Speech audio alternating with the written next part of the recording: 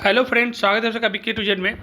और ये जो वीडियो है काफ़ी ज़बरदस्त होगा। सोशल साइंस में जितना भी सब्जेक्ट है सभी का एक ही साथ ले आएंगे और ऑब्जेक्टिव सब्जेक्टिव जैसा भी क्वेश्चन बनता है उस टाइप का ही फ्रेम में किया हुआ है। काफ़ी अच्छा है, लिखा हुआ भी बहुत अच्छा है और आप लोग ध्यान से इसको देख लेंगे तो हमको लग रहा है कि सोशल साइंस में आपका लगभग तैयारी हो जाएगा और मे भी ज़्यादातर पॉसिबल है कि चांसेस इससे आपका क्वेश्चन सारा कंप्लीट हो जाना चाहिए। कुछ स्टूडेंट का कमेंट ये आया था, फ़ोन आया था कि सर एक ही वीडियो में सारा सब्जेक्ट का ला दीजिए ताकि बड़ा होगा तो कोई दिक्कत नहीं है। तो हम कोशिश करेंगे, ये बहुत ही बड़ा हो जाएगा लेकिन 1 घंटा 2 घंटा जितना देर हम खींच पाएंगे खींचेंगे, फिर जो बचेगा तीसरा सेकंड पार्ट ला करके इसको हम खत्म करेंगे। तो टाइम वेस्ट करेंगे नहीं, क्योंकि आप लोग के पास आज से सिर्फ 8 दिन ही टाइम है और जब भी इस वीडियो को आप जब देख रहे हैं तो आपसे जितना भी टाइम है आपको इसको ज़्यादा कुछ दिमाग नहीं लगाना है, बस बार बार इस वीडियो को सुनना है, आपको याद हो जाएगा, कोई टेंशन नहीं लेना है। तो ठीक है, हम कुछ बिना अब ज़्यादा बोले हुए शुरू करते हैं इस वीडियो को। तो पहला क्वेश्चन इस वीडियो का जो आ रहा है इकोनॉमिक्स से कि निम्न को प्राथमिक क्षेत्र भी कहा जाता है, मतलब प्राथमिक क्षेत्र किसको कहा जाता है। तो देखिए 3 क्षेत्र में बांटा गया है, तो प्राथमिक क्षेत्र, द्वितीय क्षेत्र और तृतीय क्षेत्र। तो प्राथमिक क्षेत्र में जो आता है वो कृषि आता है, यानी इसका आंसर खा हो जाएगा।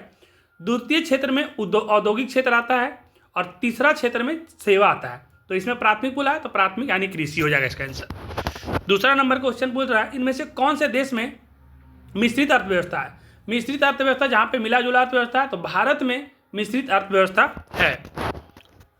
भारत में योजना आयोग का गठन कब किया गया। तो भारत में योजना आयोग का गठन 15 मार्च 1950 को किया गया। जिस देश का राष्ट्रीय आय अधिक होता है वह देश कहलाता है। तो जिस देश का राष्ट्रीय आय अधिक होगा वो विकसित कहलाएगा और जिसका राष्ट्रीय आय कम होगा वो विकासशील हो जाएगा। तो विकसित जो लिखा हुआ है ख आंसर 4 का वो सही होगा। क्वेश्चन नंबर 5, निम्न में से किसे पिछड़ा राज्य कहा जाता है। तो देखिए पंजाब, केरल, दिल्ली ये थोड़ा विकसित राज्य है, लेकिन बिहार जो है ये पिछड़ा हुआ राज्य है। अब रिक्त स्थान का पूर्ति करने के लिए अगर आ जाए या 1 नंबर में ऐसा कुछ आ जाए तो देखिए कैसे लिखेंगे। भारत अंग्रेजी शासन का एक उपनिवेश था। भारत क्या था? अंग्रेजी शासन का एक उपनिवेश था। अंग्रेजों ने भारतीय अर्थव्यवस्था का शोषण किया था। अंग्रेज जो थे भारतीय अर्थव्यवस्था का शोषण किए थे। अर्थव्यवस्था आजीविका अर्जन की प्रणाली है। जो अर्थव्यवस्था है वो आजीविका अर्जन की प्रणाली है। द्वितीय क्षेत्र को तो बताए थे कि द्वितीय क्षेत्र को औद्योगिक क्षेत्र भी कहा जाता है, तृतीय को सेवा कहा जाता है, अब प्राथमिक को कृषि। आर्थिक विकास आवश्यक रूप से, तो आर्थिक विकास आवश्यक रूप से परिवर्तन की प्रक्रिया है। भारत में आर्थिक विकास का श्रेय नियोजन को दिया जा सकता है। आर्थिक विकास की माप करने के लिए प्रति व्यक्ति आय को सबसे उचित सूचकांक मानते हैं। साधनों के मामले में धनी होते हुए भी बिहार की स्थिति दयनीय है। बिहार में कृषि ही जीवन का आधार है और बिहार के विकास में बाढ़ जो आती है बार बार वो एक बहुत बड़ा बिहार का मतलब कि विकास में बाधक है। कुछ लघु तो एक प्रश्न है, जैसा इसमें लिखा हुआ आप वैसे भी लिख सकते हैं या फिर मेरी बात को आप खाली सुनते रहिए, ये आपका एग्जाम में याद भी रहेगा और काम आ जाएगा। बोल रहा है अर्थव्यवस्था किसे कहते हैं। देखिए अर्थव्यवस्था का मतलब हो गया कि जो हमारे पास रुपया पैसा है तो हम उसका कैसे उपयोग करते हैं। तो अर्थव्यवस्था एक ऐसा तंत्र है जिसके द्वारा विभिन्न प्रकार के आर्थिक क्रियाएं संपादित करते हैं। कोई चीज़ को खरीद बिक्री लेन देन ये सब अर्थव्यवस्था के अंदर में ही आता है। फिर एक क्वेश्चन बन सकता है कि मिश्रित अर्थव्यवस्था क्या है। तो मिश्रित अर्थव्यवस्था ऐसा अर्थव्यवस्था है जिसके उत्पादन में पूंजीपति और सरकार दोनों का नियंत्रण होता है, उसे हम लोग मिश्रित अर्थव्यवस्था कहते हैं। जैसे हम लोग क्या भारत में पूंजीपति और सरकार दोनों का मिला हुआ रूप है, दोनों लोग नियंत्रण करते हैं, तो एक मिश्रित अर्थव्यवस्था है। इसमें सरकारी और गैर सरकारी भी लिख सकते हैं। तीसरा है सतत विकास क्या है। सतत विकास यानी कि कंटिन्यू, तो कंटिन्यू डेवलपमेंट के बारे में बात हो रहा है। तो ऐसा विकास जो वर्तमान पीढ़ी के साथ साथ आने वाले जो भावी पीढ़ी है उसको भी ध्यान में रख करके सतत विकास कहलाता है। आर्थिक नियोजन क्या है। तो आर्थिक नियोजन तो राष्ट्र के प्राथमिकताओं के अनुसार देश के साधनों का विकासात्मक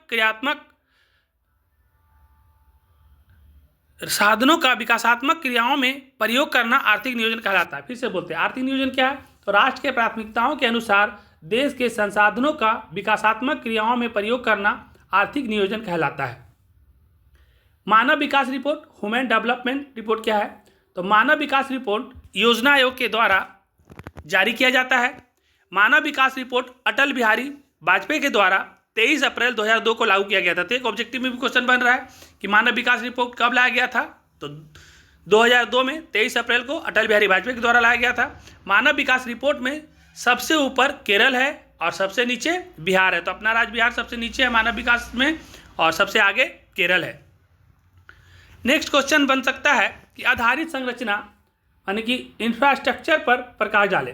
तो आधारित संरचना का मतलब उन सुविधाओं तथा सेवाओं से है जो देश के आर्थिक विकास के लिए सहायक होते हैं, जैसे बिजली, परिवहन, संचार और बैंकिंग। थोड़ा सा लॉन्ग क्वेश्चन में अगर कुछ क्वेश्चन बनता है तो आप उसको बढ़ा के कैसे लिखेंगे। क्वेश्चन है कि अर्थव्यवस्था की संरचना, स्ट्रक्चर ऑफ इकोनॉमी से क्या समझते हैं, इन्हें कितने भागों में बांटा गया है।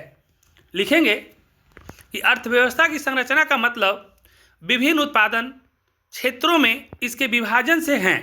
अर्थव्यवस्था में विभिन्न प्रकार की आर्थिक क्रियाएं अथवा गतिविधियां संपादित होती है और ये 3 प्रकार के होते हैं, प्राथमिक क्षेत्र, द्वितीय क्षेत्र और द्वितीय क्षेत्र। प्राथमिक क्षेत्र में तो प्राथमिक क्षेत्र के अंतर्गत कृषि, पशुपालन, मछली पालन, जंगल से वस्तु को प्राप्त करना जैसे व्यवसाय आते हैं। प्राथमिक क्षेत्र को कृषि क्षेत्र भी कहा जाता है। द्वितीय क्षेत्र में तो द्वितीय क्षेत्र के अंतर्गत खनिज, व्यवसाय, निर्माण कार्य, जन उपयोगी सेवा जैसे गैस और बिजली आदि के उत्पादन आते हैं। द्वितीय क्षेत्र को औद्योगिक क्षेत्र भी कहते हैं। तृतीय क्षेत्र के अंतर्गत बैंक एवं बीमा, परिवहन, संचार एवं व्यापार आदि क्रियाएं सम्मिलित होती है। तृतीय क्षेत्र को सेवा क्षेत्र भी कहा जाता है, इसमें टीचर्स वगैरह भी आते हैं। क्वेश्चन दूसरा, आर्थिक विकास क्या है, आर्थिक विकास तथा आर्थिक वृद्धि में अंतर। अब देखिए आर्थिक विकास और आर्थिक वृद्धि में अंतर पूछ रहा है। आप लिखेंगे कि आर्थिक विकास एक ऐसी प्रक्रिया है जिसके द्वारा दीर्घकाल में किसी अर्थव्यवस्था की वास्तविक राष्ट्रीय में वृद्धि होती है।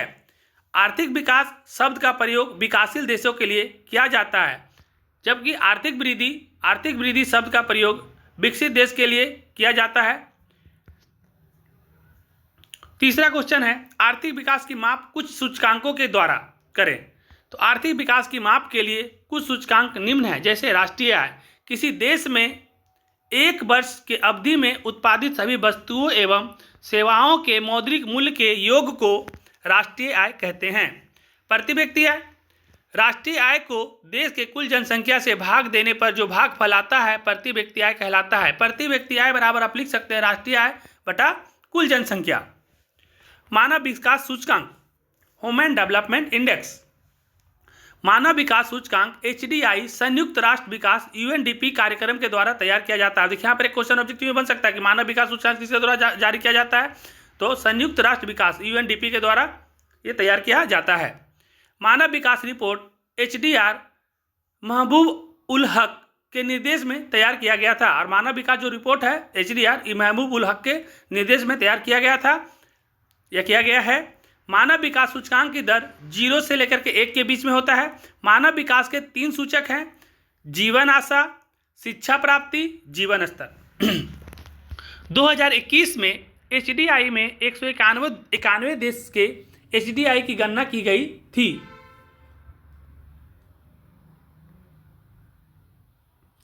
HDI में भारत का स्थान 132वां है, अभी 128 पर है, पहले 32वां था और उस समय जब 191 था, अभी 177 है। भारत का HDI मूल्य तो 0.633 है और अभी 0.611। HDI में सबसे ऊपर अगर कौन है तो सबसे ऊपर नॉर्वे है और सबसे नीचे पूछेगा तो सबसे नीचे नाइजर है। देखिए दोनों का नाम ना सही आ रहा है, सबसे ऊपर नॉर्वे और सबसे नीचे नाइजर। राष्ट्रीय मानव विकास रिपोर्ट ये योजना आयोग के द्वारा जारी किया जाता है। इसे पहले बार 23 अप्रैल 2002 में दिल्ली में जारी किया गया। इसमें सबसे ऊपर केरल और सबसे नीचे बिहार है, ये ऑब्जेक्टिव में भी आ चुका है। बिहार के आर्थिक पिछड़ेपन के क्या कारण हैं? बिहार के पिछड़ेपन को दूर करने के लिए कुछ मुख्य उपाय बताएं। बिहार के पिछड़ेपन के कारण तेजी से बढ़ती हुई जनसंख्या, यहाँ जनसंख्या बिहार में बहुत जल्दी बढ़ रहा है, काफ़ी स्पीड में बढ़ रहा है, इसके चलते भी पिछड़ रहे हैं। आधारित संरचना का अभाव है, जो हमारे इंफ्रास्ट्रक्चर है वो सब का भी कमी है। कृषि पर निर्भरता, सिर्फ कृषि पर ही लोग निर्भर है, यहाँ पर कल कारखाना फैक्ट्रियाँ बहुत कम है। बाढ़ तथा सूखा के क्षति है, उत्तर भारत में बहुत हमेशा बाढ़ ही आते रहता है, जिसके चलते बिहार परेशान है, और दक्षिण बिहार में हमेशा सूखा के चलते परेशान है। औद्योगिक पिछड़ापन भी है और गरीबी भी है यहाँ पे। खराब विधि व्यवस्था है, विधि व्यवस्था भी उतना अच्छा नहीं है, और कुशल प्रशासन का अभाव है। कुछ लोग पढ़ लिख लेते हैं सर्टिफिकेट के लिए, लेकिन जो कौशल होना चाहिए उसका भी अभाव है। तो बिहार के पिछड़ेपन को दूर करने के लिए मुख्य उपाय क्या क्या करना होगा? सबसे पहले जैसे जनसंख्या ज़्यादा बढ़ते जा रहा है तो जनसंख्या पर नियंत्रण करना होगा। कृषि का तेजी से विकास करना पड़ेगा। बाढ़ को पर नियंत्रण करना पड़ेगा, जो हमेशा उत्तर भारत में बाढ़ आ रहा है उस पर रोकना होगा। आधारित संरचना का जो विकास नहीं हो रहा है उसका विकास करना होगा। उद्योग का विकास करना पड़ेगा। जिनका भी स्थिति गरीबी रेखा से बहुत ज़्यादा नीचे है उन सभी को दूर करना होगा। थोड़ा सा यहाँ का माहौल जो है शांति व्यवस्था का स्थापना करना पड़ेगा। स्वच्छ तथा ईमानदार प्रशासन, मतलब जो भी जिनको भी हाथ में प्रशासन की जिम्मेवारी है उनको ईमानदारी से अपना काम को, अपने दायित्व को निभाना होगा। केंद्र से अधिक मात्रा में संसाधनों का हस्तांतरण, और केंद्र को भी थोड़ा ध्यान देना पड़ेगा कि बिहार को विशेष अनाज का दर्जा ना दे तो कम से कम विशेष ध्यान दे ताकि इसका कुछ सुधार हो सके। इसके बाद अगला क्वेश्चन है कि रिक्त स्थान को पूर्ति करिए। तो अब हम लोग फिर से आ जाते हैं ऑब्जेक्टिव में कि बिहार की %% आबादी गरीबी रेखा के नीचे गुजर बसर करती है।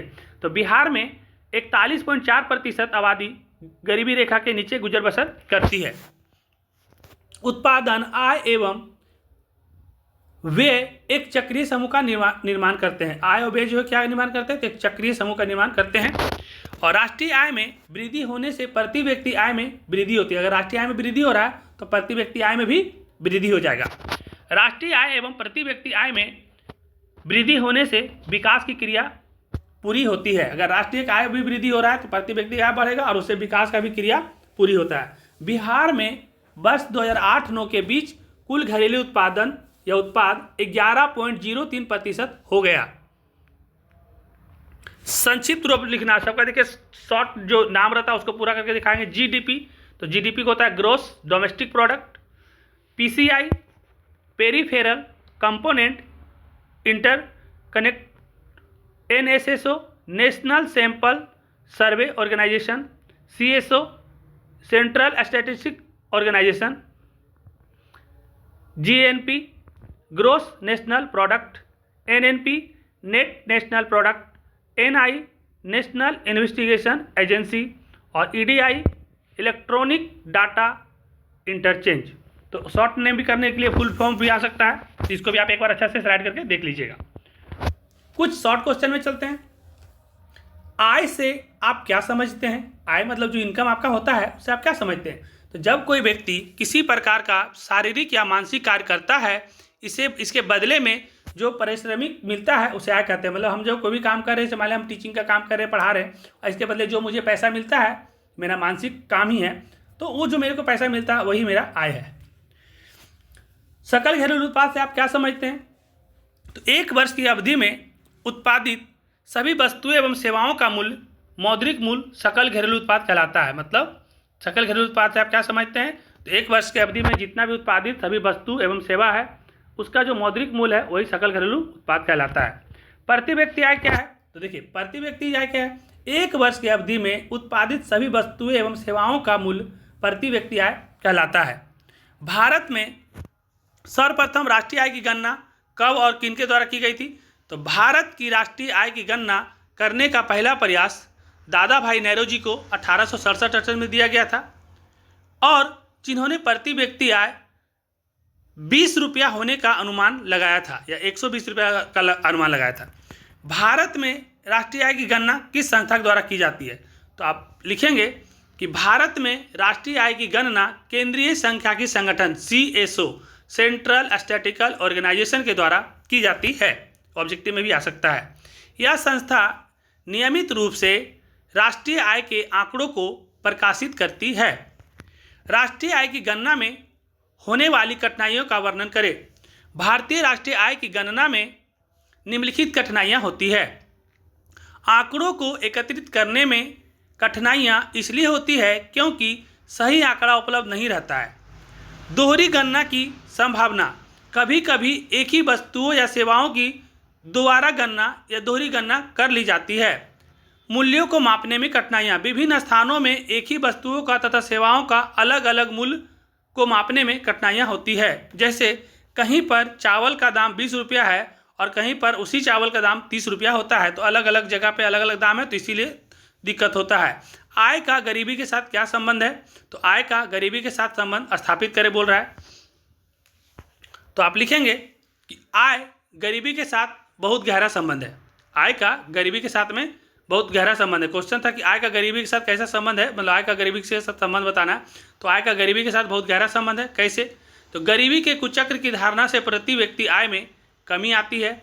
इसका उदाहरण बिहार है, जहाँ प्रति व्यक्ति आय कम है, जो गरीबी के कुचक्र से प्रभावित है।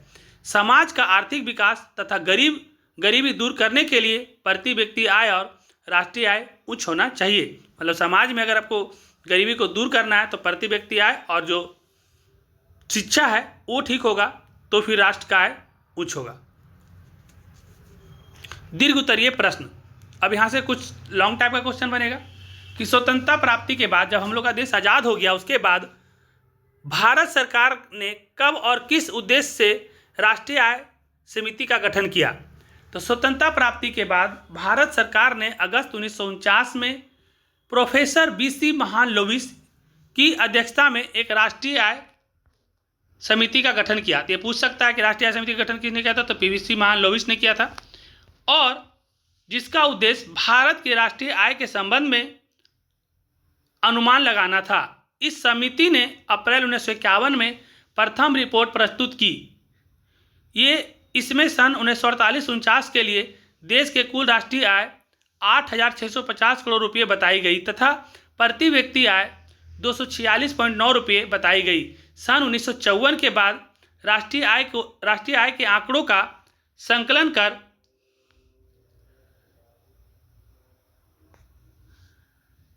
करने के लिए सरकार ने केंद्रीय सांख्यिकी संगठन की स्थापना की। यह संस्था नियमित रूप से राष्ट्रीय आय के आंकड़े प्रकाशित करती है।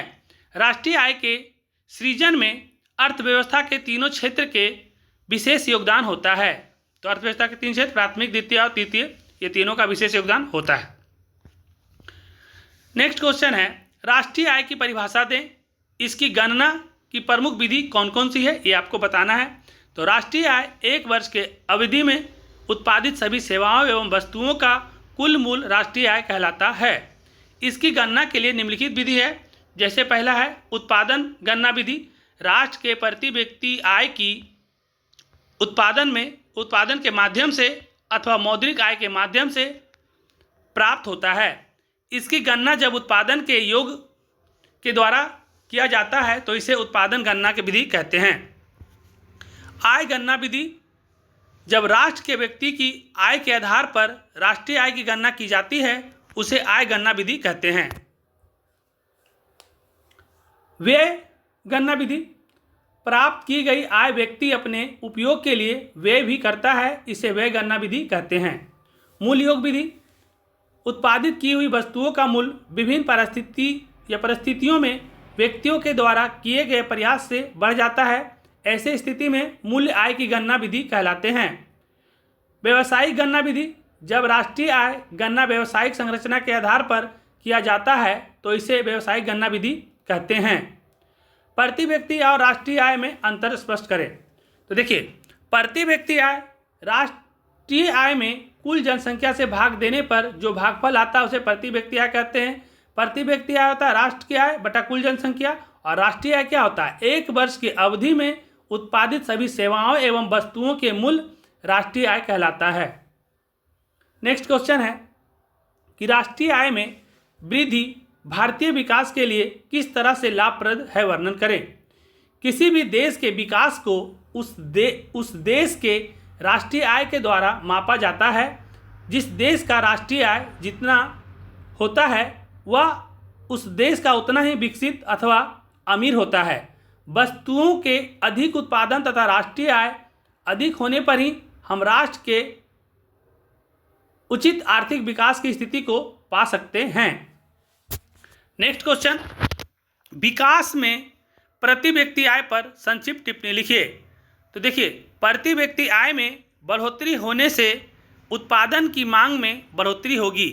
इस भाग को पूरा करने के लिए उत्पादन का अधिक उत्पादन करना होगा, जिससे आर्थिक विकास की प्रतिक्रिया तेज होगी, रोजगार का अवसर बढ़ेगा, पूंजी का विनियोग होगा एवं बेहतर शिक्षा लोग पाएंगे, जिससे राष्ट्रीय आय अच्छा होगा। नेक्स्ट क्वेश्चन, क्या प्रति व्यक्ति आय में वृद्धि राष्ट्रीय आय को प्रभावित करती है? वर्णन करें। आप लिखेंगे किसी भी विशेष अवधि में राष्ट्रीय आय और राष्ट्रीय जनसंख्या का अनुपात प्रति व्यक्ति आय कहलाता है।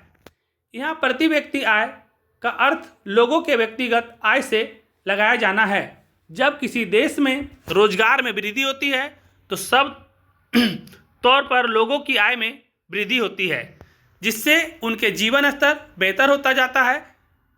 यदि विकास की क्रिया के तहत प्रति व्यक्ति आय में वृद्धि हो रही है तो गरीबी द्वारा प्राप्त आय में कमी नहीं होनी चाहिए, क्योंकि यदि बढ़ी हुई आय का सब हिस्सा अमीरों के पास चला जाएगा तो राष्ट्रीय आय में वृद्धि होते हुए भी संतुलित अधिक विकास नहीं होगा। अतः हम इस निष्कर्ष पर आते हैं कि किसी भी देश का प्रति व्यक्ति आय में वृद्धि उस देश के राष्ट्रीय आय को प्रभावित करती है। नेक्स्ट, इकोनॉमिक्स का तीसरा चैप्टर, मुद्रा बचत एवं साख से आएगा क्वेश्चन। तो आप लिखेंगे ऑब्जेक्टिव में सबसे पहले आधुनिक युग की प्रगति का श्रेय। तो आधुनिक युग का प्रगति का श्रेय मुद्रा को दिया जाता है। मुद्रा हमारे अर्थव्यवस्था का रीढ़ है। मुद्रा के विकास का इतिहास मानव सभ्यता के विकास का इतिहास है और एक वस्तु के बदले में दूसरी वस्तु के आदान प्रदान को वस्तु विनिमय प्रणाली कहते हैं। मुद्रा का आविष्कार मनुष्य की सबसे बड़ी उपलब्धि है। मुद्रा विनिमय का एक माध्यम है। प्लास्टिक मुद्रा के चलते विनिमय का कार्य सरल और आसान हो गया है। मुद्रा एक अच्छा सेवक है। आय तथा उपभोग का अंतर बचत कहलाता है। साख का मुख्य आधार विश्वास है। और अब इसका शॉर्ट क्वेश्चन में चलते हैं।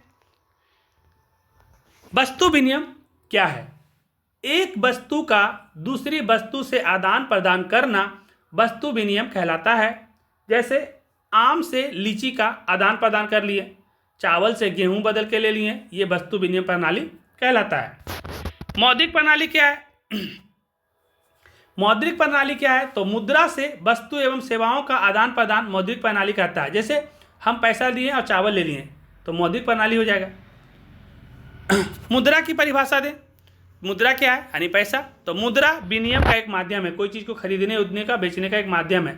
उत्पादन उपभोग विनिमय वितरण आदि से संबंधित क्रियाएं मुद्रा के द्वारा ही संपादित होती है। ये सब आएगा शॉर्ट क्वेश्चन में। एटीएम क्या है? अगर आ गया तो एटीएम का नाम तो आप लोग जानते हैं ना, ऑटोमेटेड टेलर मशीन। तो एटीएम एक प्लास्टिक के एक छोटे से कार्ड पर अंकित संकेत के आधार पर कहीं भी तथा किसी भी समय निर्धारित बैंक से पैसा निकालने का सुविधा देता है और यह हमेशा 24 घंटा अवेलेबल रहता है। आप किसी भी बैंक का एटीएम रखेंगे, किसी दूसरे बैंक का भी एटीएम से पैसा आप निकाल सकते हैं। ये काफ़ी आसान है। इसमें दिन रात 24 घंटा सेवा अवेलेबल होता है। पांचवा है क्रेडिट कार्ड। क्या है? तो आप लिखेंगे कि बैंक के द्वारा जारी किया गया प्लास्टिक का वैसा कार्ड जिसके आधार पर उसके धारक द्वारा पैसा अथवा वस्तु प्राप्त किया जा सकता है। उसको क्रेडिट के हिसाब से आपको दे दिया जाता है। आपके पास पैसा नहीं भी रहेगा तो आपका क्रेडिट के हिसाब से आपको सामान दे दिया जाता है और बाद में जब आपके पास पैसे आते हैं तो आपका क्रेडिट से कार्ड से चुका लिया जाता है। बचत क्या है? तो देखिए, आय तथा उपभोग, जितना आप कमाते हैं और जितना आप खर्च करते हैं और उसके बाद जो बच जाता है ना, वही बचत कहलाता है। तो आय तथा उपभोग का जो अंतर है वही बचत कहलाता है। जैसे मान लिया आपने 10,000 रुपये कमाया और 8,000 रुपये खर्चा किए तो आपके पास कितना बच गया? 2,000 रुपया। तो वही बचत कहलाया। साख क्या है? तो साख का अर्थ है विश्वास या भरोसा। अर्थशास्त्र में साख का मतलब ऋण लौटाना या भुगतान करने की क्षमता से होता है। मुद्रा की परिभाषा दे। मुद्रा विनिमय का माध्यम है, मतलब खरीद बिक्री का एक माध्यम है। उत्पादन उपभोग विनिमय वितरण आदि से संबंधित क्रियाएं मुद्रा के द्वारा ही संपादित होते हैं। और ये फिर से वही क्वेश्चन है, तो इसको आप दोबारा फिर से एक बार देख लीजिएगा। अब कुछ आते हैं लॉन्ग क्वेश्चन में, दीर्घ उत्तरीय प्रश्न। वस्तु विनिमय प्रणाली की कठिनाइयों पर प्रकाश डालें। तो देखिए, वस्तु विनिमय प्रणाली की निम्न कठिनाइयां हैं। आवश्यकता के दोहरे संयोग का अभाव। अब वस्तु विनिमय प्रणाली में क्या होता है कि आवश्यकता के दोहरे संयोग का अभाव होता है। इसका अर्थ यह है कि वे किसी की आवश्यकता दूसरे व्यक्ति की आवश्यकता से मेल खा जाए, लेकिन ऐसा संयोग हमेशा अभाव रहता है। अब वस्तु विनिमय में क्या होता है कि जैसे मान लेते हैं कि आपको सोना खरीदना, बात का मतलब, और आपके पास बहुत सारा गेहूँ है, तो आप कितना गेहूँ देंगे तो वो आपको सोना देगा, और क्या जरूरी उसको गेहूँ की जरूरत है कि नहीं। तो कभी कभी ये मेल नहीं खाता है, तो इसके लिए ये कभी कभी इसमें कठिनाइयाँ आता है। मूल के समान मापक का अभाव। अब जैसे कि अब उसका मान ली सोना का रेट बहुत ज़्यादा लगा रहा है और आपका गेहूं का रेट बहुत कम है, तो आप कितना देंगे कि उसका मन बराबर लगेगा। उसको लगेगा कि आप जो दिए उसका जितना सोना का उससे कम दिए, और आपको लग रहा है कि हम इतना सारा दिए तो मेरे को कम मिला। तो इसमें मूल के समान मापक का अभाव होता है। इस प्रणाली में इस बात का हमेशा अभाव रहता है कि सभी प्रकार के वस्तुएं एवं सेवाओं का मूल्य ठीक प्रकार से मापा जा सके। मूल संचयन का अभाव। फल, सब्जी आदि जैसे जल्दी नष्ट होने वाले वस्तुओं का मूल संचयन नहीं हो पाता है। जैसे हम अभी क्लास में एग्जांपल दे रहे थे कि हम एक सेव लाएं और मान लेते धीरे धीरे बेचते बेचते तो खराब हो जाता है, तो आप जितना रेट में लाएं लास्ट में उससे कम में भी बेच करके उसको ख़त्म करना पड़ता है, क्योंकि वो ऐसे भी सारा सड़ जाएगा तो पैसा नहीं निकल पाएगा। सविभाजन का अभाव रहता है। कुछ वस्तुएं जैसे गाय, भैंस, पेड़ आदि विभाजन करने पर इसका उपयोगिता समाप्त हो जाता है। और भविष्य के भुगतान की कठिनाइयाँ हैं। इस प्रणाली में उधार देने या लेने में कठिनाइयाँ होती है। मूल्य हस्तांतरण की समस्या। इसमें कठिनाइयाँ उस समय और अधिक हो जाती है या हो जाती थी जब कोई व्यक्ति एक स्थान को छोड़कर दूसरे स्थान पर बसना चाहता था। इस स्थिति में अपनी संपत्ति को छोड़कर जाना पड़ता था क्योंकि उसे बेचना कठिन था। नेक्स्ट क्वेश्चन है, मुद्रा के कार्यों पर प्रकाश डालें। तो मुद्रा के कार्य तो निम्नलिखित है। पैसा का एक थोड़ा काम थोड़ी ना, बहुत सारा काम है। विनिमय का माध्यम है, मूल्य का मापक है, विलंबित भुगतान है, और ऐसे ही और भी है। तो शुरू करते हैं यहाँ से। विनिमय का माध्यम कैसे है, तो किसी वस्तु को बेचने या खरीदने में मुद्रा का माध्यम मतलब मुद्रा काम आता है। मूल्य का मापन, किसी भी वस्तु को मूल्य में मुद्रा से मापते हैं। मतलब अगर कोई सामान है, पेट्रोल है, तभी 110 रुपये लीटर के आसपास है। अगर मान लेते हैं कि डीजल है तो 100 रुपये के आसपास है, तो पैसा से उसका माप लेते हैं। मुद्रा के द्वारा वस्तुओं का मूल्यांकन करना सरल हो गया है। एक है विलंबित भुगतान का मान। बहुत सी आर्थिक क्रियाएं उधार पर होती है जिसका भुगतान विलंब से मुद्रा के माध्यम से किया जाता है। मूल्य का संचयन, किसी वस्तु या सेवा को बेचकर प्राप्त किसी वस्तु सेवा को बेचकर प्राप्त मुद्रा का संचयन लंबी अवधि तक किया जा सकता है। क्रय शक्ति का हस्तांतरण, कोई भी व्यक्ति एक स्थान पर अपनी संपत्ति बेचकर किसी अन्य स्थान पर नई संपत्ति खरीद सकता है। इसके अलावा मुद्रा के ही रूप में धन का लेन देन होता है। साख के आधार, वर्तमान समय में मुद्रा साख के आधार पर कार्य करती है। मुद्रा के कारण ही साख पत्रों का प्रयोग बड़े पैमाने पर होता है। बिना मुद्रा के साख पत्र जैसे चेक, ड्राफ्ट आदि प्रचलन में नहीं रह सकते। नेक्स्ट क्वेश्चन है, मुद्रा के आर्थिक महत्व पर प्रकाश डालें। तो आधुनिक युग में मुद्रा का महत्वपूर्ण स्थान है। यदि आज मुद्रा को वर्तमान अर्थव्यवस्था से हटा दिया जाए तो हमारे सारी आर्थिक क्रियाएं रुक जाएगी। यदि मुद्रा का आविष्कार ना हुआ होता तो आज विश्व के विभिन्न देश में इतना आर्थिक प्रगति भी नहीं देखने को मिलता। नेक्स्ट क्वेश्चन है, मुद्रा के विकास पर प्रकाश डालिए। मुद्रा के विकास के कारण अंतर्राष्ट्रीय विकास में बहुत अधिक वृद्धि हुई है। वस्तु विनिमय प्रणाली में व्यापार करते समय हमें बहुत अधिक कठिनाइयों का सामना करना पड़ता था और हमारे व्यापार का क्षेत्र बहुत ही सीमित होता था। मुद्रा के विकास के कारण उत्पादन का पैमाना भी बढ़ गया है। नेक्स्ट क्वेश्चन, साख पत्र क्या है? कुछ प्रमुख साख पत्रों पर प्रकाश डालें। साख का अर्थ है विश्वास या भरोसा। अर्थशास्त्र में साख का मतलब ऋण लौटाना या भुगतान करने की क्षमता से है। कुछ प्रमुख साख पत्र निम्न है, जैसे चेक, बैंक ड्राफ्ट और प्रतिज्ञा पत्र। तो शुरू करते हैं चेक से। चेक के लिखित रकम होता है जो बैंकों में रुपया जमा करने वाला अपने बैंक को देता है। उसमें लिखित रकम उसमें लिखित व्यक्ति को दे दिया जाए। बैंक ड्राफ्ट वह पत्र है जो एक बैंक अपनी किसी शाख या अन्य किसी बैंक को आदेश देता है कि उसे पत्र में लिखी हुई रकम उसमें अंकित व्यक्ति को दे दी जाए। प्रतिज्ञा पत्र में ऋणी के मांग पर या एक निश्चित अवधि के बाद उसमें अंकित रकम ब्याज सहित देने का वादा किया जाता है प्रतिज्ञा पत्र में। और इकोनॉमिक्स का ये चौथा चैप्टर हमारी वित्तीय संस्थाएं। इसका कुछ ऑब्जेक्टिव फिर सब्जेक्टिव में चलेंगे। तो गैर संस्थागत वित्त प्रदान करने वाला सबसे लोकप्रिय साधन है, तो इसमें महाजन हो जाएगा। इनमें से कौन संस्थागत वित्त का साधन है? तो व्यावसायिक बैंक जो है संस्थागत वित्त का साधन है। और भारत में केंद्रीय बैंक, तो आरबीआई को, रिजर्व बैंक ऑफ इंडिया को केंद्रीय बैंक कहते हैं, और बैंकों का राष्ट्रीयकरण 1969 में किया गया था। राज्य में कार्यरत केंद्रीय सहकारी बैंक की संख्या तो अभी 25 है। दीर्घकालीन ऋण प्रदान करने वाली संस्था, तो जो दीर्घकालीन ऋण प्रदान करेगा वो भूमि विकास बैंक, बाकी सब अल्पकालीन ऋण प्रदान करता है। भारत की वित्तीय राजधानी किस शहर को कहा जाता है? तो भारत का वित्तीय राजधानी आपको तो पता है मुंबई का है। ये थोड़ा सा इधर से घूम गया है, तो आप ऐसे ही इसको देख लीजिए, क्योंकि हम इधर उधर करेंगे तो टाइम बर्बाद हो जाएगा, इसलिए जैसे है आप उसको ऐसे ही आप देखने का कोशिश करिए। तो भारत का वित्तीय राजधानी मुंबई को कहा जाता है। उसके बाद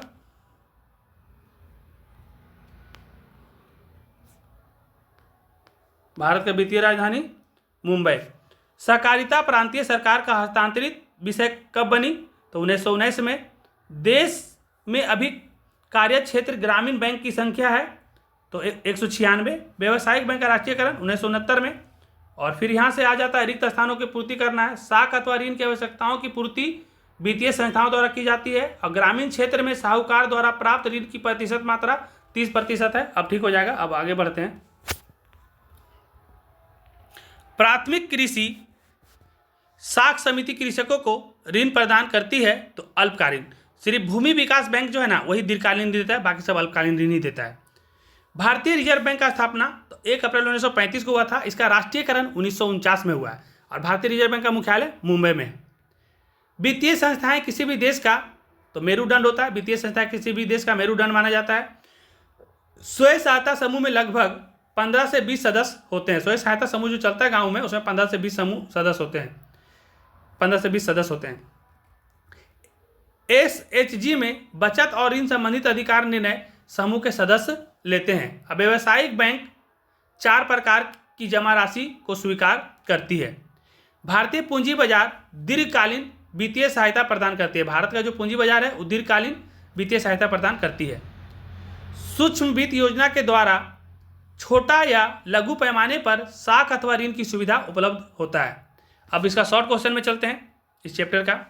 वित्तीय संस्था से आप क्या समझते हैं? तो जो आर्थिक विकास के लिए उद्यम और व्यवसाय के वित्तीय आवश्यकताओं की पूर्ति करता है उसे वित्तीय संस्थाएं कहते हैं। राज्य की वित्तीय संस्थाएं को कितने भागों में बांटा जा सकता है, या उसका संक्षिप्त रूप में वर्णन करिए। तो इसको हम लोग राज्य का जो वित्तीय संस्था उसको हम लोग कम से कम 2 वर्गों में बांटा जा सकता है, एक संस्थागत और एक गैर संस्थागत। संस्थागत का मतलब हो गया कि आज बिहार में संस्थागत वित्तीय संस्थाएं भी महत्वपूर्ण भूमिका अदा कर रही है। राष्ट्रीयकृत बैंक अपनी शाखाओं का निरंतर विस्तार कर रही है। अपनी अधिकांश शाखाएं ग्रामीण क्षेत्रों में खोल रही है। इसके अतिरिक्त यहाँ पर क्षेत्रीय ग्रामीण बैंक, सहकारी बैंक तथा सरकारी समितियाँ भी किसानों को अल्पकालीन ऋण प्रदान कर रही है और दीर्घकालीन ऋण भी प्रदान कर रही है। गैर संस्थागत जो होता है तो वर्तमान समय में बिहार में गैर संस्थागत अशिक्षा व गरीबी के कारण गांव में रहने वाले किसानों, ये सभी को गैर संस्थागत कहते हैं। तो यहाँ तक इकोनॉमिक्स का 4 खत्म हो गया है, नहीं 4 बाकी है। और दीर्घकालीन ऋण प्रदान कर रही है। गैर संस्थागत जो होता है वर्तमान समय में बिहार में गैर संस्थागत वित्तीय संस्थाएं भी है, अपनी भूमिका अदा कर रही है, क्योंकि अशिक्षा व गरीबी के कारण गांव में रहने वाले किसान अपनी जरूरतों के लिए आज भी ऋण इन्हीं साहूकार एवं महाजनों से ले रहे हैं। किसानों के साख अथवा ऋण की आवश्यकता क्यों होती है? तो देखिएगा कि भारत में किसानों को अल्पकालीन, मध्यकालीन व दीर्घकालीन ऋण की आवश्यकता होती है। किसान अपनी जरूरत की लागत के लिए ऋण लेते हैं। इनकी मांग खाद एवं बीज खरीदने, मजदूरी चुकाने तथा ब्याज आदि का भुगतान करने के लिए की जाती है। इसके अतिरिक्त किसानों को सिंचाई की व्यवस्था करने, भूमि को समतल बनाने तथा महंगे कृषि यंत्र आदि खरीदने के लिए भी ऋण की आवश्यकता होती है। व्यावसायिक बैंक कितने प्रकार की जमा राशि को स्वीकार करते हैं? संक्षिप्त विवरण दीजिए। तो व्यावसायिक बैंक बता दिए थे 4 प्रकार का जमा को स्वीकार करते हैं। एक होता है स्थायी जमा, एक होता है चालू जमा, एक होता है संचयी जमा, एक होता है आवर्ती जमा। शुरू करते हैं स्थायी जमा से। अस्थायी जमा, इस जमा के खाते में रुपया एक निश्चित अवधि के लिए, जिसको हम लोग बोलते हैं फिक्स, 1 वर्ष से अधिक के लिए जमा किया जाता है। इस अवधि के अंदर साधारण रुपया नहीं निकाला जा सकता है। अस्थाई जमा को सावधि मतलब जितना समय के लिए है उतना जमा का होना मतलब उतना दिन के लिए उसको जमा उसमें छोड़ देना पड़ता है, तो उसको हम लोग सावधि जमा भी कहते हैं। एक होता है चालू जमा जो हम लोग डेली करते हैं। इस जमा खाते का रुपया जमा करने वाला अपने इच्छा अनुसार रुपया जमा कर सकता है या निकाल सकता है, उसमें हम लोग डेली लेन देन करते हैं, उसको हम लोग चालू खाता बोलते हैं। इसे मांग जमा भी कहते हैं। एक होता है संचयी जमा। इस जमा खाते में रुपया जमा करने वाले जब चाहे रुपया जमा कर सकता है, किंतु रुपया निकालने का अवधि सीमित रहता है। मतलब इसमें संचयी जमा में क्या होता है कि आप रुपया तो जमा कर सकते हैं लेकिन निकालने का जो अवधि होता है वो सीमित होता है। एक होता है आवर्ती जमा। इस जमा में खाते में ग्राहक एक निश्चित रकम एक निश्चित अवधि के लिए जमा करता है और इसके बाद उसे एक निश्चित रकम प्राप्त होता है। फिर नेक्स्ट क्वेश्चन है सहकारिता से आप क्या समझते हैं? तो सहकारिता का अर्थ एक साथ मिलजुल कर कार्य करना है। वह संगठन जिसके द्वारा दो या दो से अधिक व्यक्ति सुरक्षापूर्वक मिलजुल कर समान स्तर पर आर्थिक हितों की वृद्धि करते हैं सहकारिता कहलाते हैं। स्वयं सहायता समूह से आप क्या समझते हैं? स्वयं सहायता समूह वास्तव में ग्रामीण क्षेत्र में 15 से 20 व्यक्तियों का एक अनौपचारिक समूह होता है जो अपनी बचत तथा बैंक से लघु ऋण लेकर अपने सदस्य की पारिवारिक जरूरतों को पूरा करते हैं और विकास गतिविधियों से चलकर गांव के विकास और महिला सशक्तिकरण में योगदान करते हैं। और आजकल गांव में ये वाला काफ़ी चल रहा है।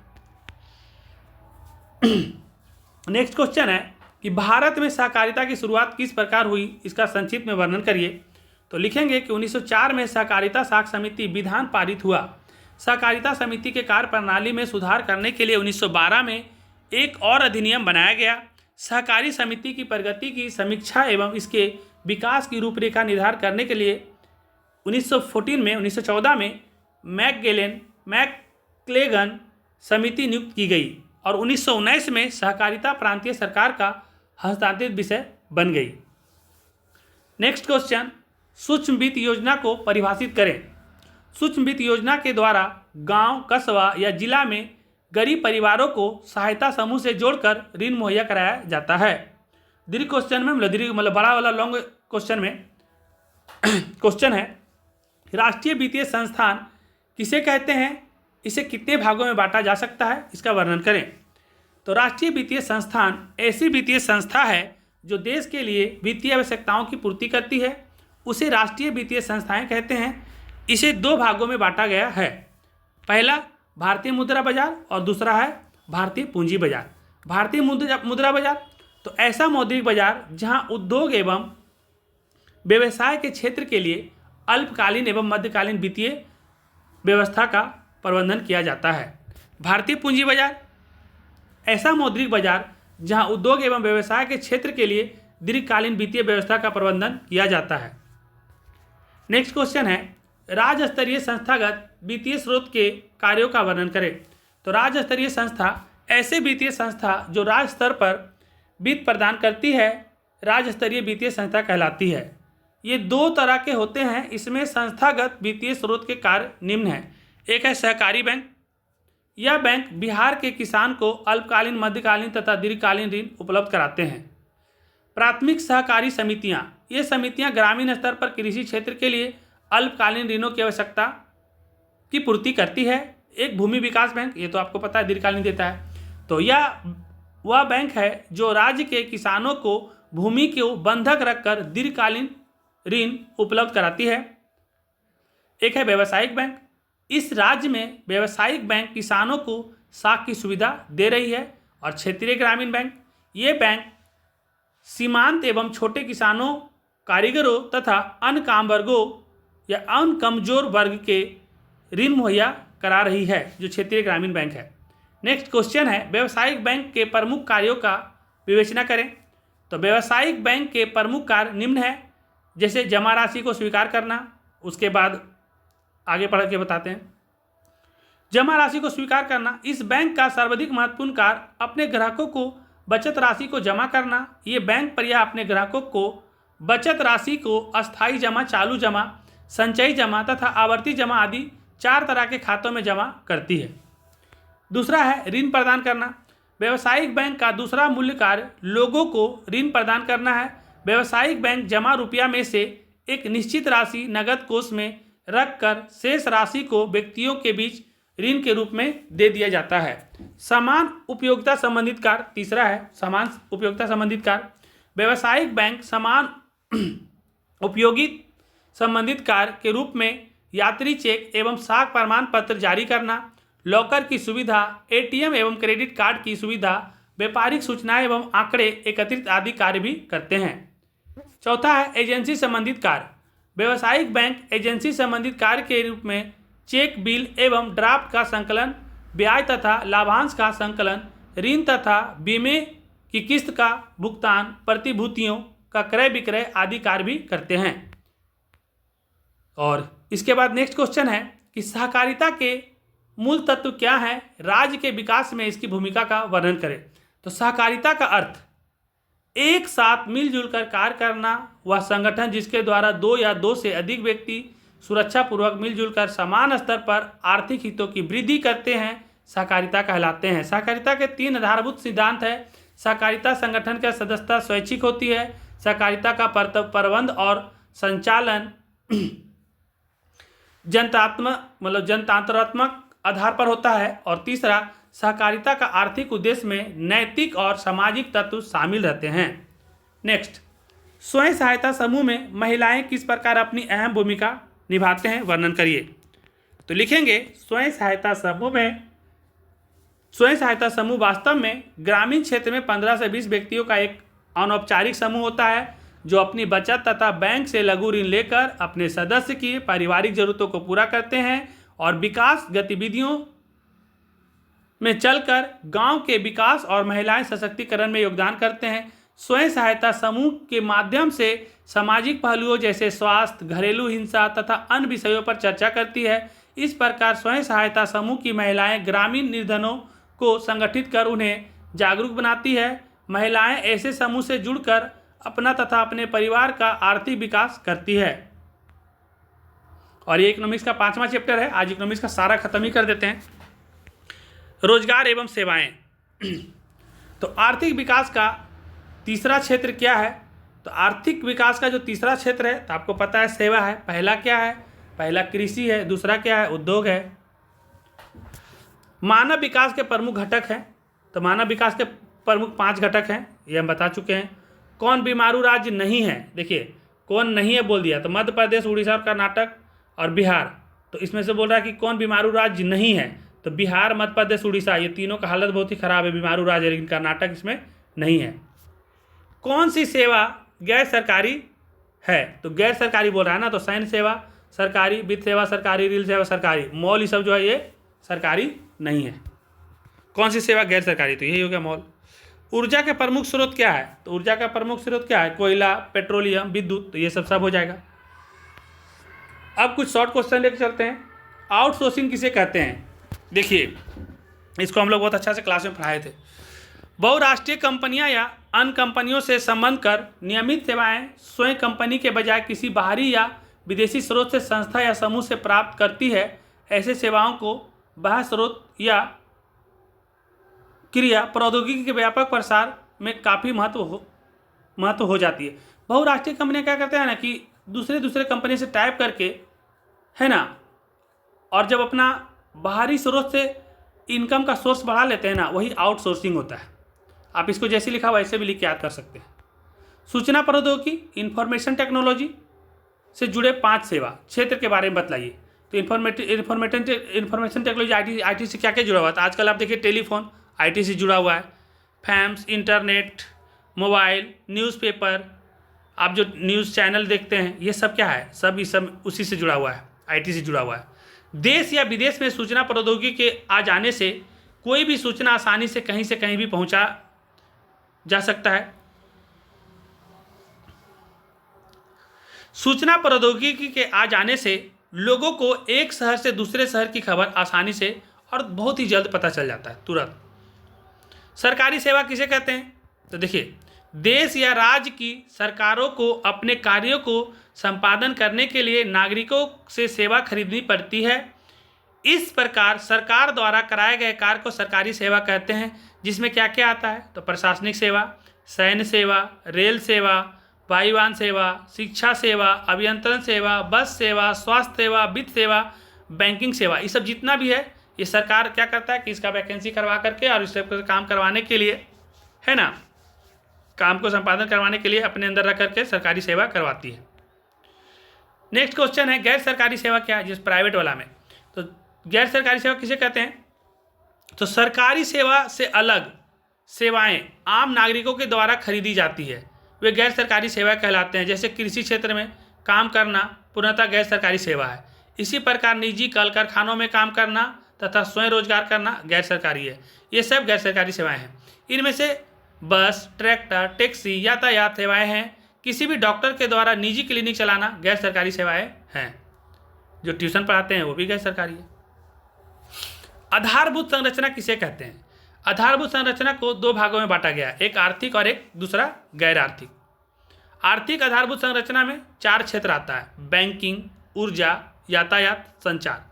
और गैर आर्थिक आधारभूत संरचना में 3 आते हैं, शिक्षा, स्वास्थ्य और नागरिक सेवाएं।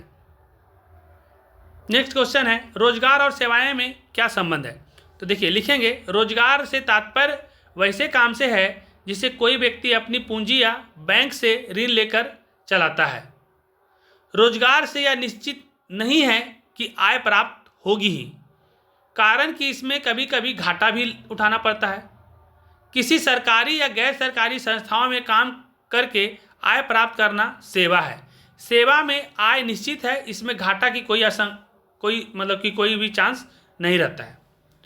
नेक्स्ट क्वेश्चन है आर्थिक संरचनाएं का क्या महत्व है? तो आप लिखेंगे जिन संरचनाओं से देश के आर्थिक विकास में सहायक या सहायता मिलती है उसे आर्थिक संरचना कहते हैं। इस क्षेत्र में वित्तीय संस्थाओं का आर्थिक महत्व है। बैंकिंग सेवा इसमें सबसे ऊपर है। इसके अलावे राष्ट्रीय तथा राज्य स्तरीय वित्त निगम है। इन सब के केंद्र में आरबीआई का स्थान सर्वोपरि है। यह सभी वित्तीय संस्थाओं पर नज़र रखता है। नेक्स्ट क्वेश्चन है मंदी का असर भारत में क्यों पड़ा? तो लिखेंगे कि मंदी का असर भारत में बहुत ही कम पड़ा था। तो मंदी का असर भारत में कम पड़ा, ऐसा लिखने के लिए क्वेश्चन आ सकता है। तो मंदी का असर भारत में कितना पड़ा, क्यों पड़ा, इसमें लिखने के लिए आएगा तो आप लिखेंगे भारत में मंदी का असर काफ़ी कम पड़ा। इसका कारण है कि भारत का पूंजी बाजार काफ़ी मजबूत स्थिति में है। यहाँ के इंजीनियर आज बड़ा स्रोती बने हुए, यहाँ के इंजीनियर दूसरे जगह में जाके काम करते हैं और विदेश में इनकी सेवा का काफ़ी मांग है। सूचना प्रौद्योगिकी में आज भारत बहुत ही आगे है। इन्हीं सब कारणों से भारत की आधारभूत ढांचा कमज़ोर होने के बावजूद भी विश्व में आई मंदी का प्रभाव यहाँ कम पड़ा। महंगाई बढ़ी, लेकिन केंद्रीय सरकार के गैर जिम्मेदारी निर्णयों के कारण मंदी से कोई परेशानियां नहीं हुई। वैश्वीकरण का प्रभाव सेवा क्षेत्र पर क्या पड़ा? तो आप लिखेंगे वैश्वीकरण का सेवा क्षेत्र पर यह प्रभाव पड़ा कि अपनी सेवा बेचने वाले को अपनी देश के अलावे विश्व के अन्य देश में भी काम मिलने लगा। लोगों को दूसरे देशों में जाकर रोजगार प्राप्त करने का खुला अधिकार हो गया। विकसित देशों में भी भारतीय मूल के वैज्ञानिकों को काम करने का मौका मिला। भारतीय वैज्ञानिक कुशल तथा कम वेतन पर भी अच्छा काम करते हैं और विदेश में पूरी तरह से हर जगह पे इनका काफ़ी डिमांड रहता है। और यह वैश्वीकरण का ही प्रभाव है कि कोई भी देश कहीं भी जाके काम कर सकता है, जबकि पहले ऐसा नहीं होता था। इस पर बहुत सारा रोक था, लेकिन वैश्वीकरण आ जाने से एक देश दूसरे देश से जुड़ने लगा और हर देश का आर्थिक स्थिति भी ठीक होने लगा है। लॉन्ग क्वेश्चन में जब आएगा तो देखिए कैसा क्वेश्चन बन रहा है। सेवा क्षेत्र पर एक संक्षिप्त लेख लिखें। तो देखिए सेवा क्षेत्र रोजगार का एक व्यापक क्षेत्र है, चाहे वह कृषि क्षेत्र हो या उद्योग का क्षेत्र हो। सभी क्षेत्र में सेवा के लिए मानव संसाधन की आवश्यकता पड़ती है। आज वर्तमान समय में भारत के सकल घरेलू उत्पाद का 50% सेवा क्षेत्र ही प्रदान करता है। जितना भी हमारा भारत का जीडीपी है उसमें 50% सिर्फ सेवा क्षेत्र से आता है। विश्व के विकसित देशों की तुलना में विकसित देशों में बेरोजगार लोगों की संख्या अधिक है, जिसका कारण है कि विकसित देशों में जनसंख्या में अत्यधिक वृद्धि, जहां सेवा विस्तार के लिए शिक्षा का प्रचार प्रसार करना आवश्यक हो जाता है। वहाँ लोगों को साक्षर नहीं बल्कि शिक्षित विशेषज्ञ या निपुण बनाने की आवश्यकता है, जिससे सेवा के क्षेत्रों का विस्तार किया जा सके। नेक्स्ट क्वेश्चन है विश्व के लिए भारत सेवा प्रदाता के रूप में किस तरह जाना जाता है? उदाहरण सहित इसको लिखना है। तो आप लिखेंगे कि भारत विश्व का एक अच्छा सेवा प्रदाता के रूप में विख्यात है। भारत एक ऐसा देश है जो अनेक प्राचीन धरोहर की एक श्रृंखला है, जो पर्यटक स्थल के रूप में विख्यात है, जिसे देखने के लिए विश्व के अनेक देशों से पर्यटक आते हैं, जिससे भारत के लोगों को इन विदेशी पर्यटकों से संवाद स्थापित करने में सुविधा होती है, जिससे इन विदेशी पर्यटकों को ठहराने के लिए जगह जगह पर होटलों और धर्मशाला की भरमार है। आज उदारवादी एवं वैश्वीकरण के नीतियों के कारण होटलों में रहना, खाना और यहाँ भ्रमण करना आसान हो गया है। इन पर्यटकों के यहाँ सरकारी एवं गैर सरकारी संस्थाओं के द्वारा अनेक प्रकार की सुविधाएं, सेवा उपलब्ध कराई जाती है। इस प्रकार हम देखते हैं कि भारत सेवा प्रदाता के रूप में विख्यात है। नेक्स्ट क्वेश्चन है, सेवा क्षेत्र में सरकारी प्रयास के रूप क्या किए गए हैं, वर्णन करें। लिखेंगे, जब देश या राज्य की सरकारें अपने नागरिकों को काम के बदले मासिक वेतन देती है तो इसे सरकारी सेवा क्षेत्र में सरकारी प्रयास कहते हैं। सरकारी सेवा क्षेत्र का व्यापक रूप है जो निम्न प्रकार है। प्रशासनिक सेवा, सैन्य सेवा आपको सारा बताए थे, शुरू से पढ़ते चलते हैं। प्रशासनिक सेवा, सरकार के वास्तविक संचालन में प्रशासनिक सेवा से संबंधित अधिकारी होते हैं, इन्हीं के सलाह पर मंत्रीगण अपनी नीति बनाते हैं। सैन्य सेवा को 3 भागों में बांटा गया, स्थल, जल और वायु। इन्हीं सेवा के अंतर्गत अधिक से अधिक लोग सेना में नौकरी प्राप्त करते हैं। सैन्य सेवा देश की सुरक्षा के लिए अत्यंत ही महत्वपूर्ण है। शिक्षा सेवा से ही हर प्रकार के क्षेत्रों में विशेषज्ञ बनते हैं और यह अपनी सेवा प्रदान करते हैं, जैसे डॉक्टर, इंजीनियर, प्रशासनिक क्षेत्र इत्यादि। स्वास्थ्य सेवा के क्षेत्र में आज स्वास्थ्य सेवा भी अत्यंत महत्वपूर्ण हो गया है, जो गांवों में प्राथमिक चिकित्सा केंद्र, ब्लॉक स्तर पर रेफरल अस्पताल, जिला स्तर पर जिला अस्पताल तथा राज्य स्तर पर भी अनेक प्रकार की स्थापना की गई है, जिससे यहाँ की नागरिकों को स्वास्थ्य सेवा आसानी से उपलब्ध कराई गई है। मतलब हर क्षेत्र पर प्राथमिक स्वास्थ्य केंद्र भी होता है, जिला स्तर पर होता है, राज्य स्तर पर होता है, देश के लेवल पर भी ये सब स्वास्थ्य केंद्र खोला गया है। उपयुक्त के अलावे अनेक प्रकार के सेवा भी है, जैसे अभिनियंत्रण सेवा, बैंकिंग सेवा, यातायात सेवा, संचार सेवा आदि। शिक्षा सेवा जो है, तो शिक्षा सेवा से ही हर प्रकार के क्षेत्र में विशेषज्ञ बनते हैं। तो शिक्षा हो गया, स्वास्थ्य हो गया, और इसके बाद नेक्स्ट क्वेश्चन में आते हैं कि गैर सरकारी संस्था किस प्रकार सेवा क्षेत्र के विकास का सहयोग करता है, उदाहरण देकर समझाइए। मतलब जो प्राइवेट है वो किस तरह से मदद कर रहा है, उसको उदाहरण देकर समझाइए। सरकारी सेवा से अलग सेवाएं आम नागरिकों के द्वारा खरीदी जाती है, वे गैर सरकारी सेवा कहलाते हैं। संचार सेवा के क्षेत्र में सरकारी सेवा प्रदाता के अलावा जियो के अलावा रिलायंस, आइडिया, वोडाफोन, एयरटेल आदि निजी कंपनियां हैं जो मोबाइल एवं इंटरनेट की सेवा प्रदान करती है। गैर सरकारी संस्था के माध्यम से ज़्यादा लोगों तक सेवा पहुंचाती है। प्रतिस्पर्धा के कारण, मतलब कंपटीशन के कारण सेवा का मूल्य और गुणवत्ता नियंत्रित रहता है, और कंपटीशन होने के कारण दाम भी बहुत जल्दी नहीं बढ़ सकता है, सब कुछ कंट्रोल में रहता है। और इसी प्रकार शिक्षा के क्षेत्र में सरकारी स्कूल और कॉलेज के साथ साथ निजी स्कूल एवं कॉलेज भी शिक्षा प्रदान करती है, और वो भी बहुत ज़्यादा मनमाना नहीं कर सकता, नहीं तो फिर सरकारी स्कूल है। और नेक्स्ट क्वेश्चन, वर्तमान आर्थिक मंदी का प्रभाव भारत के सेवा क्षेत्र पर क्या पड़ा, लिखें। तो लिखेंगे, एक समय यह कहा जाता था कि जब फ्रांस छींकता है तो सारे यूरोप को सर्दी हो जाती है। तो क्वेश्चन ऑब्जेक्टिव में बनता है कि कौन छींकता था तो सारे यूरोप को सर्दी खांसी हो जाता था, तो जब फ्रांस छींकता है तो सारे यूरोप को सर्दी लग जाती है। आज वही स्थिति अमेरिका की है। वहाँ आए आर्थिक मंदी ने सारे संसार को हिलाकर रख दिया। इस मंदी का सबसे बड़ा शिकार भारत का सेवा क्षेत्र है।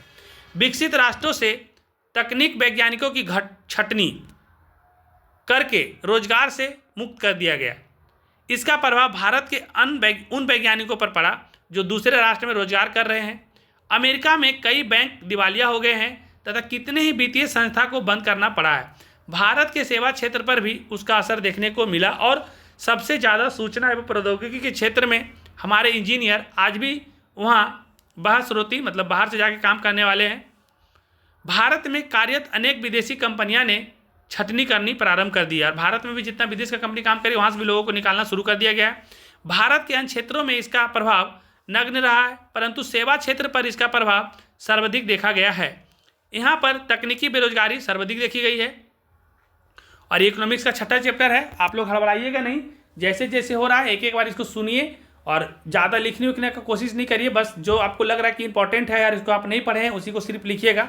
टाइम बहुत कम है, हम एक एक करके सारा सब्जेक्ट ला देंगे।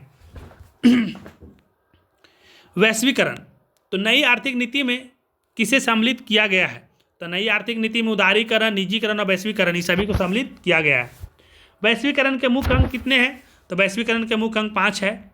इनमें कौन बहुराष्ट्रीय कंपनियां हैं? तो फोर्ड मोटर, सैमसंग, कोका, ये सब जितना भी है ना सब बहुराष्ट्रीय कंपनी, कहीं भी आप जाइएगा तो मिल जाएगा। वैश्वीकरण का अर्थ क्या है? तो वैश्वीकरण का अर्थ विदेशी पूंजी एवं विनियोग पर रोक, व्यापार पूंजी, तकनीक हस्तांतरण, सूचना प्रवाह द्वारा देश के आर्थिक अर्थव्यवस्था के समन्वय। तो आप इसका खा आंसर लगा दीजिएगा कि व्यापार पूंजी, तकनीक हस्तांतरण, सूचना प्रवाह द्वारा देश के अर्थव्यवस्था का विश्व अर्थव्यवस्था के साथ समन्वय। पार्ले समूह के थम्स अप ब्रांड को किस बहुराष्ट्रीय कंपनी ने खरीद लिया है? तो देखिए पार्ले समूह का जो थम्स अप था ना इसको कौन खरीद दिया? तो आप लिख दिया कोका कोला।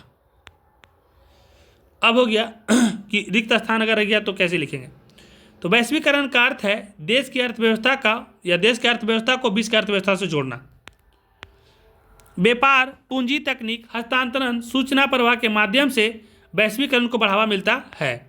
बहुराष्ट्रीय कंपनियां वैश्वीकरण की प्रक्रिया में मुख्य भूमिका निभा रही है और विदेशी व्यापार विश्व के देशों के बाजारों को जोड़ने का कार्य करते हैं। WTO वर्ल्ड ट्रेड ऑर्गेनाइजेशन की स्थापना 1995 में की गई है। और अब शॉर्ट क्वेश्चन में आते हैं। सभी क्वेश्चन काफ़ी जरूरी है, इसलिए आप लोग हड़बड़ाइए नहीं और सारा क्वेश्चन को आप अच्छा से 1 से 2 बार सुनिए। वैश्वीकरण से आप क्या समझते हैं? तो विश्व के सभी देशों को आपस में जोड़ना वैश्वीकरण कहलाता है। वैश्वीकरण से पूंजी, वस्तु, प्रौद्योगिकी का निर्बाध रूप से एक देश से दूसरे देश में होता है। बहुराष्ट्रीय कंपनी किसको कहते हैं? तो जो कंपनी एक से अधिक देशों में उत्पादन पर नियंत्रण और स्वामित्व रखती है उसे बहुराष्ट्रीय कंपनी कहते हैं। बहुराष्ट्रीय कंपनी वस्तु एवं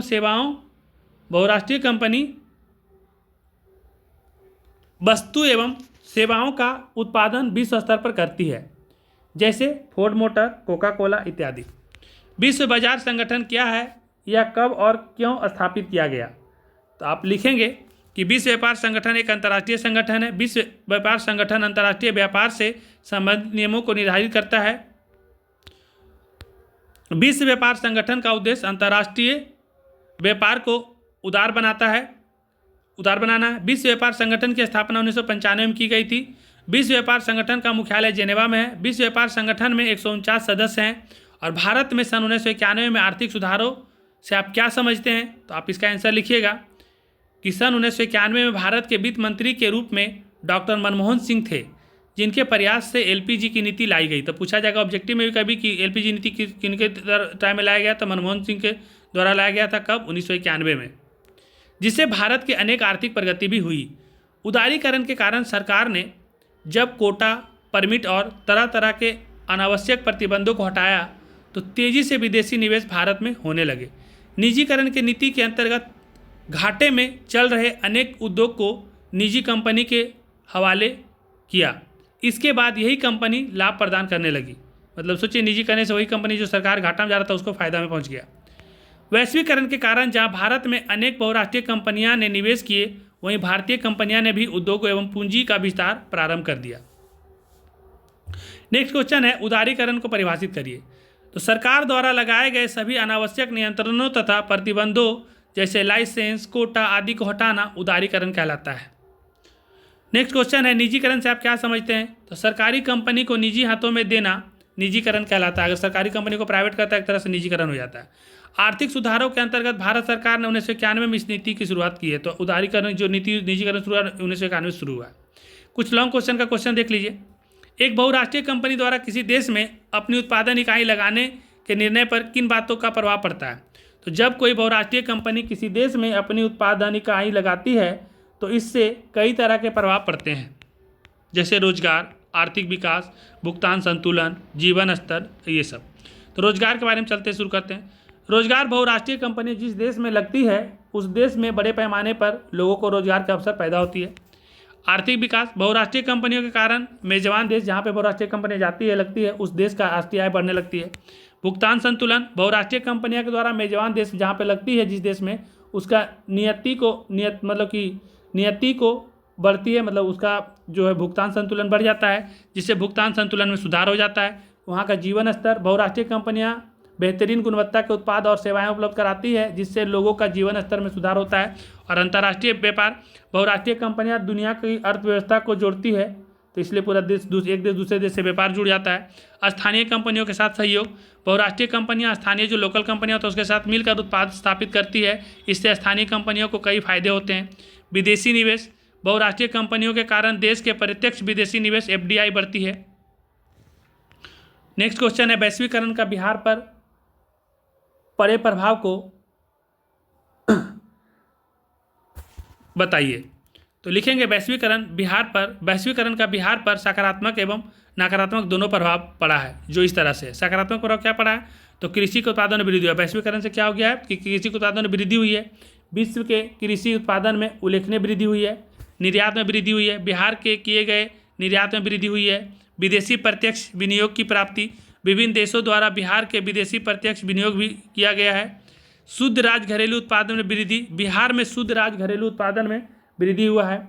विश्व स्तरीय उपभोग वस्तुओं की उपलब्धता, बिहार के बाजार में विभिन्न देशों के मोबाइल, जूता आदि वस्तुएं उपलब्ध है।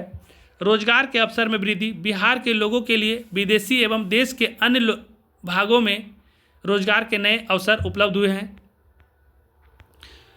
बहुराष्ट्रीय कंपनियां एवं बीमा कंपनियां का आगमन, तो ये क्वेश्चन जब आप देख रहे हैं कि बहुराष्ट्रीय मतलब जो बहुराष्ट्रीय कंपनी और बीमा कंपनी का आगमन से क्या हुआ है, तो बिहार में बहुराष्ट्रीय बैंकों जैसे HSBC बैंक आदि आगमन हुआ है। अब देखिए ये सब सकारात्मक प्रभाव था। अब नकारात्मक प्रभाव क्या हुआ बिहार में, तो कृषि एवं कृषि आधारित उद्योग का बिहार में उपेक्षा किया जा रहा है, इसको कम आंका जा रहा है। कुटीर और लघु उद्योग पर विपरीत प्रभाव पड़ रहा है, छोटा मोटा जो उद्योग है उस पर इसका उल्टा प्रभाव पड़ रहा है। रोजगार पर विपरीत प्रभाव पड़ रहा है, रोजगार पर भी इसका प्रभाव उल्टा पड़ रहा है। आधारभूत संरचना का कम विकास के कारण बिहार में कम निवेश हुआ है, तो ये सब इसका नकारात्मक प्रभाव था। अब नेक्स्ट क्वेश्चन है, भारत में वैश्वीकरण के पक्ष में तर्क दें। तो भारत में वैश्वीकरण के पक्ष में निम्नलिखित तर्क दिया जा सकता है, जैसे प्रत्यक्ष विदेशी निवेश को प्रोत्साहन, इससे भारत को अपने विकास के लिए पूंजी प्राप्त हो सकेगा। प्रतियोगिता शक्ति में वृद्धि, इससे भारतीय अर्थव्यवस्था में त्वरित विकास हो सकेगा। नई प्रौद्योगिकी के प्रयोग में सहायक, विकसित देशों द्वारा तैयार की गई नई प्रौद्योगिकी का प्रयोग भारत कर पाएगा। अच्छी उपभोक्ता वस्तुओं की प्राप्ति, भारत में अच्छी गुणवत्ता की उपभोग वस्तुएं कम कीमत पर उपलब्ध हो पाएगा। नए बाजार तक पहुंच, भारत के लिए दुनिया के बाजार तक पहुंचने का मार्ग प्रशस्त हो जाएगा। उत्पादन के स्तर को उन्नत करना, विदेशों के अच्छे मशीन तथा तकनीक के प्रयोग से उत्पादन के स्तर को उन्नत किया जा सकेगा। बैंकिंग तथा वित्तीय क्षेत्र में सुधार, अन्य देशों के संपर्क में आने से बैंकिंग तथा वित्तीय क्षेत्र की कुशलता में सुधार होगा। मानवीय पूंजी की क्षमता का विकास, विश्व में विभिन्न देशों से शिक्षा, कौशल एवं प्रशिक्षण प्राप्त कर मानवीय पूंजी का विकास किया जा सकेगा। और ये जैसे क्वेश्चन है उसको ऐसे ही पढ़ लीजिए, क्योंकि इधर उधर करने से टाइम बहुत ज़्यादा चला जाएगा। हम चाह रहे हैं कि आप लोग पास ज़्यादा कंटेंट पहुंच जाए ताकि लास्ट तक एग्जाम में कोई भी क्वेश्चन बने तो आप उसको लिख पाएँ। क्वेश्चन है कि वैश्वीकरण का आम आदमी पर पड़े प्रभाव का चर्चा कीजिए। तो वैश्वीकरण का आम आदमी पर सकारात्मक एवं नकारात्मक दोनों प्रभाव पड़ा, जो निम्नलिखित है। सकारात्मक प्रभाव क्या पड़ा, तो उपयोग के आधुनिक संसाधनों की उपलब्धता, आज विभिन्न देशों के संसाधन एवं उत्पादित वस्तुएं आम लोगों के लिए सभी जगहों पर उपलब्ध है। रोजगार की बढ़ी हुई संभावना, उद्योगों के प्रसार से आम लोगों के लिए रोजगार के नए नए क्षेत्र खुल गए हैं। और तीसरा है आधुनिक तकनीक का उपलब्धता, विकसित देशों के आधुनिक तकनीक आज आम लोगों के लिए उपयोग के लिए उपलब्ध है। अरे यार, देखिए कहाँ तक था, वहाँ से फिर करना पड़ेगा, इसीलिए इसको घुमा नहीं रहे थे।